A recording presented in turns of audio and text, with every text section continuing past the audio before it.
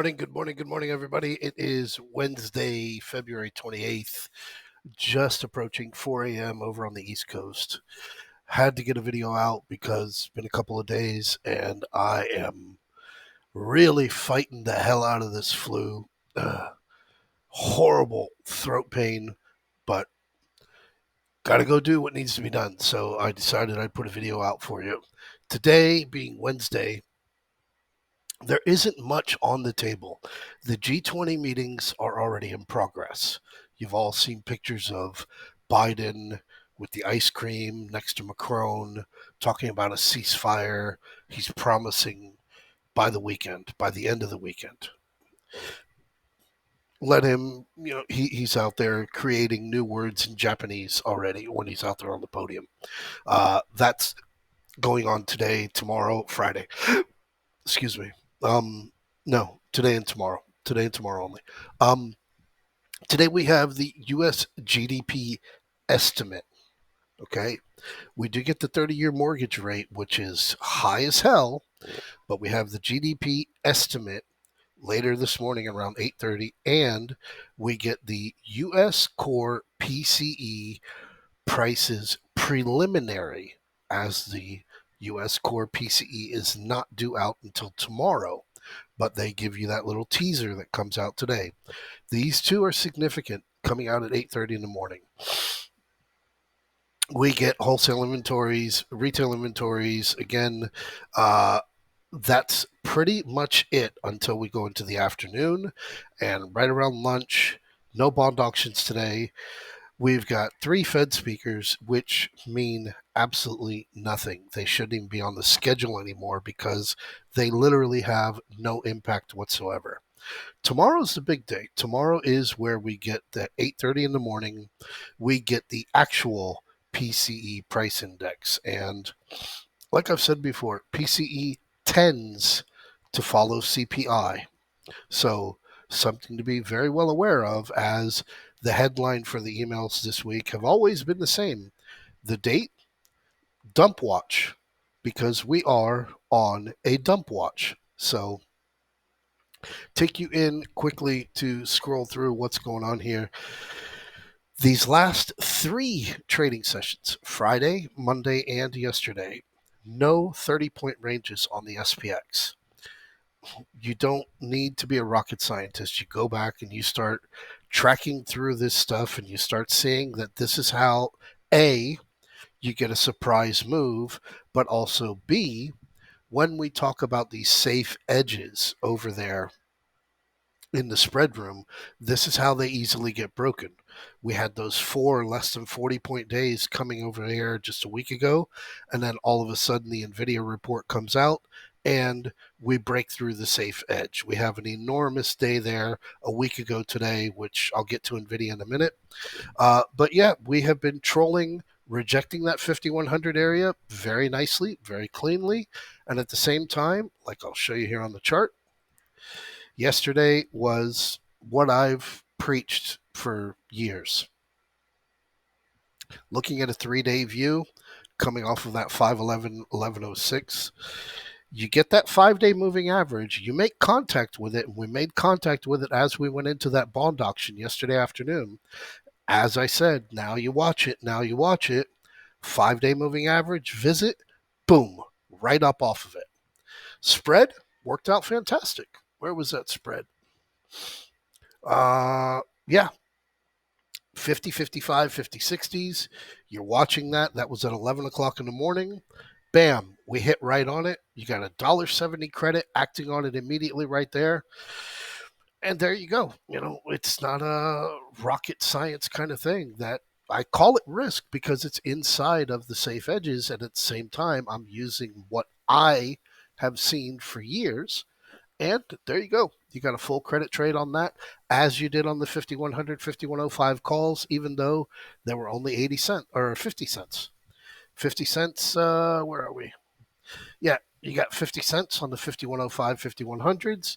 You got $1.70 over there on the 5065, 50 or 5055, 5060 puts. So money's there, 67%, 100% the day before. But where we are at And I'll bring you over here into the futures because we are far off from an open. But we are starting as of now, we are starting to put that pressure on opening below the 5-day moving average on the SPX, which then in turn brings the 10-day moving average as your support and the 5-day moving average as your due to be tested resistance. That's where we're at now because we've gone sideways for a couple of days.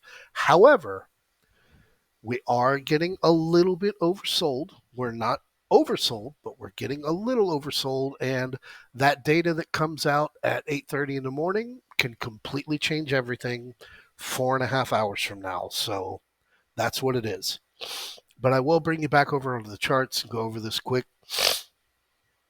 5-day moving average, boom, bounce back up. As you may have noticed how you are getting lower lows, even though we are only talking about a 3-day period.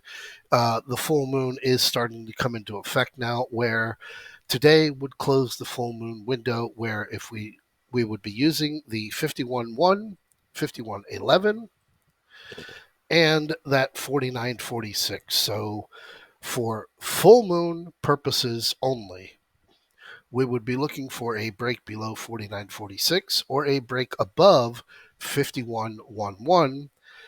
And then we would be able to use the full moon and suggest we will not be placing a higher high or a lower low until we get into the new moon, which is weeks away, closer to when CPI comes.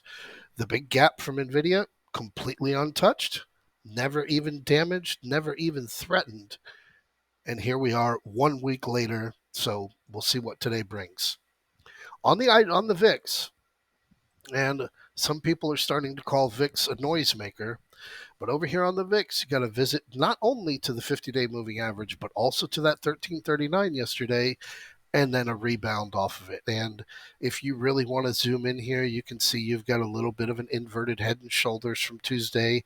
But for the VIX to properly put any kind of pressure and suggest that we are going to be heading down into that SPX gap, I personally would like to see the VIX above 1410, and I would like to see the VIX starting to pressure into the gap that was created after NVIDIA a week ago. So a lot of work there to be done, but very, very little to go out there and suggest that, hey, yeah, things are going to be great. Palo Alto Networks. I won't spend much time on this, but again, Monday had everybody up in a shizzy. And yeah, they pretty much dumped it right on your ass yesterday. Where we yesterday, right, 10 o'clock in the morning, and then, yeah, down 20 points intraday. Nancy Pelosi's titties are big, but they ain't that juicy anymore. QQQ. Again, looking at a 5-day view just so that we can see what's going on here. And here you are on those big lows that came down Wednesday after CPI. Bam! The NVIDIA is the greatest thing in the world. And we've been trolling in this nowhere range. Nowhere. For the better part of 4 days now. Thursday, Friday, Saturday, Monday, and Tuesday.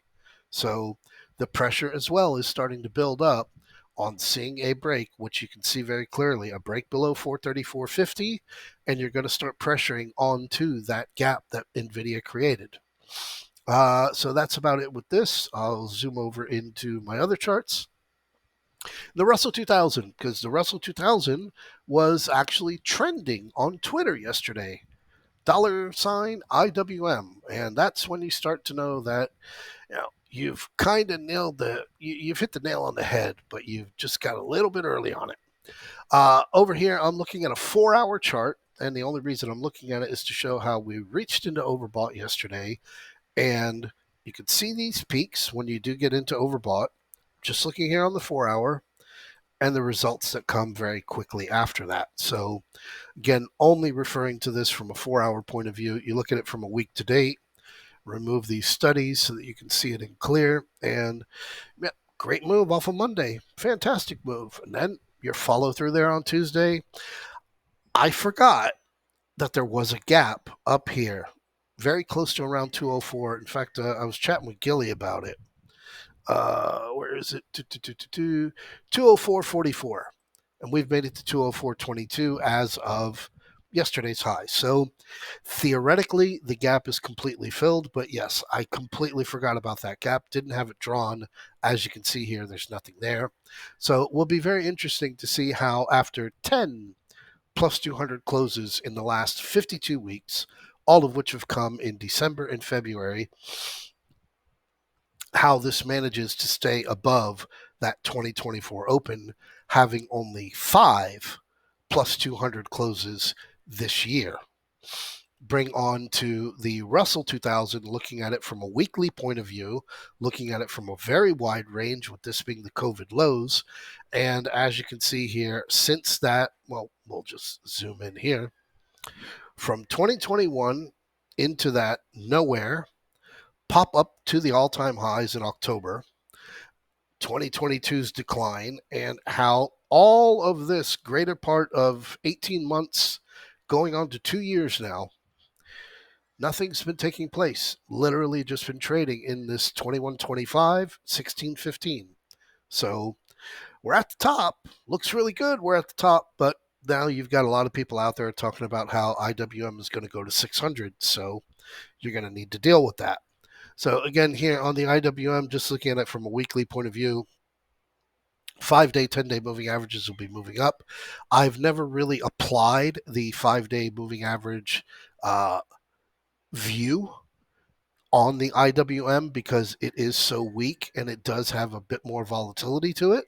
But the 5-day moving average will be somewhere up here around the 201 area, right around Monday support zone, right around there, around 200, 201. So we'll see what we get.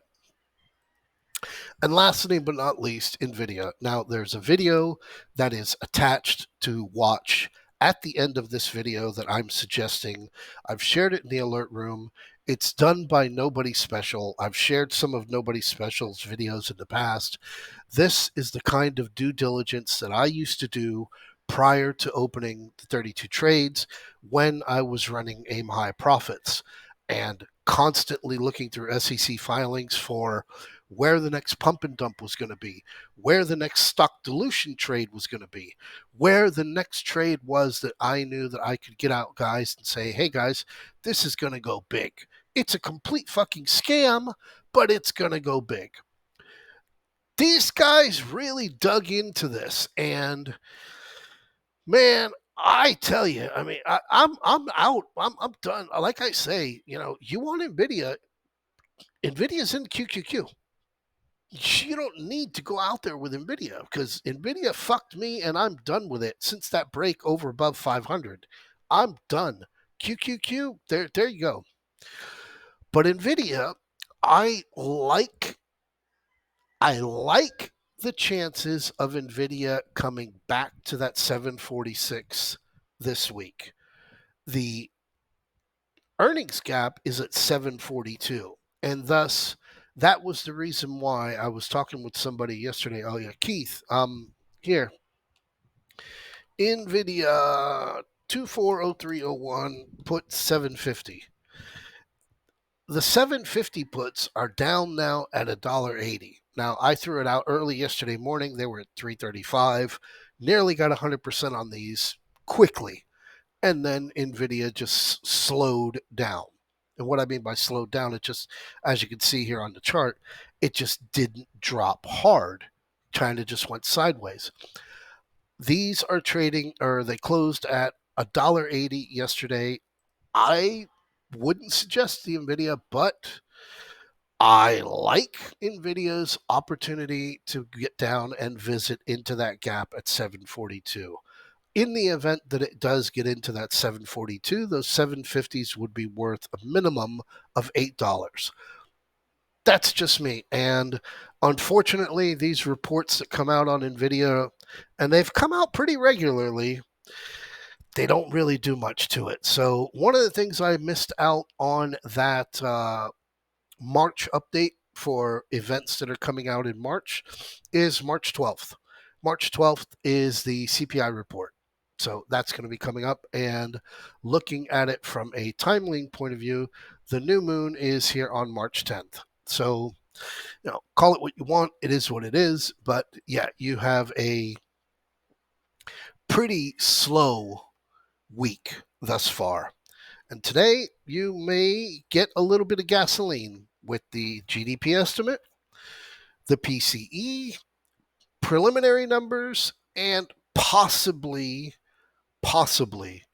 with the retail inventories. I do not believe so, but possibly. And then tomorrow, obviously, you have your actual PCE. So enjoy your morning. I'm going to go lay back down. And yeah, I'll see you guys in the chat room.